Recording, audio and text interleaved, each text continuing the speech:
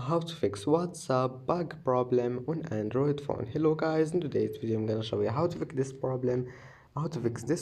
Easy and quick on any Android phone. First, just open settings and then scroll down until you find here apps, and now click apps again, and here just type WhatsApp and click on it, and then click storage, and then clear cache, and click force stop here, and now click go to permissions, enable all of those permissions here, just click on it and click allow, and then click the other one and click allow, and that's it.